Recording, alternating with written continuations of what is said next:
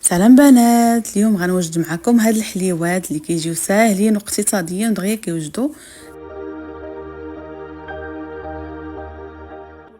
حلوه على شكل كوكيز بمذاق البراونيز. هنا غادي ندوزو المقادير. عندي بيضه وساشي د الفاني، كاس لاروب ديال سكر سنيده، كاس لاروب ديال الزيت، معلقه ديال الماء، وكنخلط المكونات مزيان. درت قبصه د الملحه، كنخلط هاد المكونات مزيان حتى كينسجموا ليا مع بعضياتهم، وداك البيض حتى هو كيتخلط ليا مع السكر ومع المكونات اللي عندنا. صافي من بعد ما غادي يتخلطوا ليا غنضيف ليهم الكاكاو المر.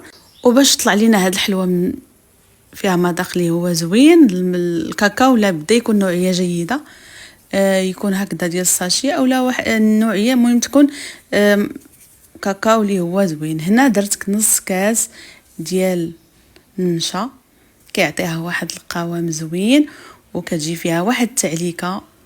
المهم هنا النشا مع الكاكاو كنحاولوا اننا نذوبوا داك الكاكاو ونخلطوه مزيان على هذا الشكل هذا حتى كيولي ليا خليط واحد. صافي من بعد كنبدا نضيف الدقيق على حسب الخليط. المهم العجينه كما كنقولوا دائما ما تكونش قاصحه وما تكونش مرخوفه بزاف. هاد العجينه هذه كتبغي شويه تكون كتلصق في اليدين باش كطلع لكم نتيجه اللي هي مزيانه.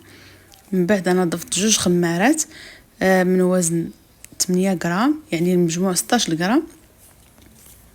وكنبدا نضيف دقيق شويه بشويه وانا كنحرك، ما كنديروش دفعه واحده باش نشوفوا القوام ديالو، باش ما كنقصحوهاش اولا تخسر لينا هاد العجينه هذه.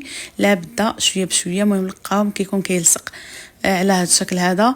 صافي كنبدا نكوروها وكنكون وجد الطاوه اللي غادي ندهنها بالزيت، وكنشعل الفران في هاد الاثناء هادو، كنقص عليه مزيان وكنخليه يسخن على خاطرو. هنا كنبدا نكور الحلوه اللي عندي كامله على هاد الشكل، وكنحاول انني نكورها ونبسطها شي شويه بالكف ديال يديا. صافي كنستمر حتى كنكمل الكميه اللي عندي. هاد الخليط هذا راه ممكن انكم يجيكم قليل، ممكن انكم تضعفوا المقادير.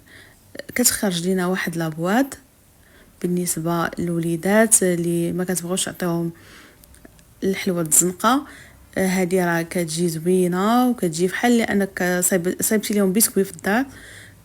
من الاحسن اننا نديروا لهم شي حاجه في الدار بلا ما نخرجوا نشريو لهم داكشي اللي ما كنعرفوش حنا كاع باش مصايب ولا المكونات اللي فيه. وكتعجب الوليدات لانها كتجي فيها الشكلاط وكتجي معلكه. صافي هنايا من بعد ما كملت الكميه اللي عندي راه كنضيف ليها هاد البيبي شوكولا، يعني هاد الشكلاط ديال الكوكيز. كنحاول انني نزوق من الفوق، ممكن انكم تضيفوه حتى من الداخل.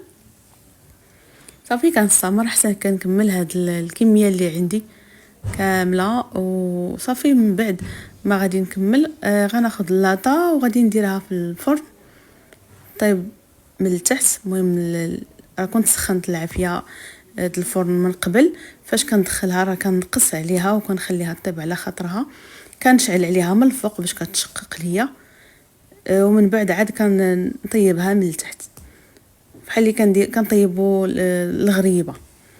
صافي كان هذا هو الشكل من بعد ما طابت ليا من الفوق، وعاود كنخليها طيب من التحت. وصافي من بعد راه كنخرجها وكيكون هذا هو الشكل النهائي ديالها. شوفوا معايا راه كتجي زوينه، كتجي زوينه بزاف هاد الحليوه اولا هاد الكوكيز، وكيبغيوه الوليدات. احسن من انكم تشريو لهم شي حاجه مزنقه، شي حاجه اللي هي لذيذه بزاف ومعلك، كيجي معلك داك النشا كيعطيه واحد التعليكه.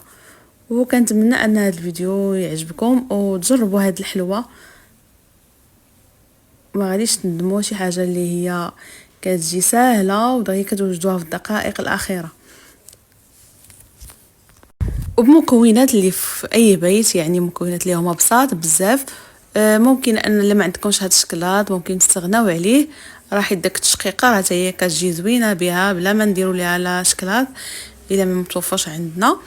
وكان هذا هو الشكل النهائي ديالها. شوفوا معايا راه كتجي زوينه، سيرتو الا عندنا ضياف جاي عندنا على غفله راه ممكن كنوجدوها دغيا 5 دقائق راه كنوجدوها، اولا في فتره اللي هي وجيزه وكتجي لذيذه بزاف وبصحه وراحه. ونتمنى ان هذا الفيديو هذا ينال الاعجاب ديالكم، ومنتمنىكم انكم الى عجبكم ديروا لي لايك والاعجاب بالصفحه وبصحه وراحه.